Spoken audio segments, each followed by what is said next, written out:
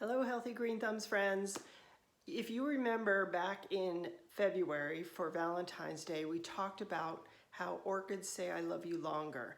And just to demonstrate the point, I want to show you that these are the orchids that my husband gave me, or I had rebloomed from last year that were blooming during Valentine's Day, which is obviously February 14th.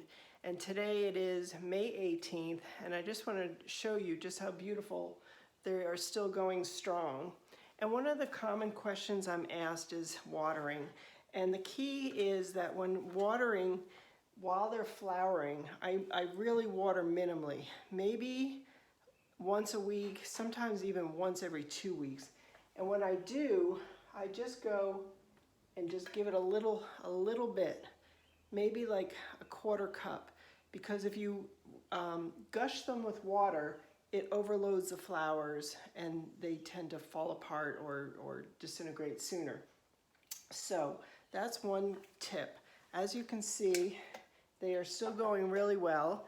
One of them is just about done, this one here, and you can see that the flowers are starting to droop and end. And I just want to show you that what I do with them when they get to this point is, as I've demonstrated before, is there's little nubs. If you look really closely here, I'm going to show you, turn it around this way. See this little nub? This little nub here. They're every couple of inches. You'll see like a little, I call them nubs, but basically, and what I do is I go and I cut right above that, cut the stem off.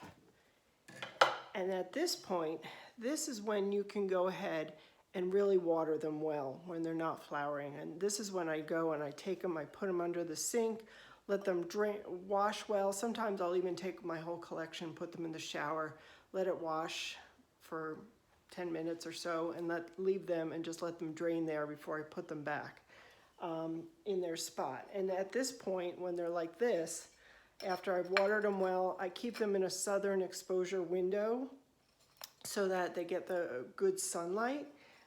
When they're actually flowering, I prefer to put them away from the direct sun because it's too intense. It's a lot of stress for the plants when they're in full sun.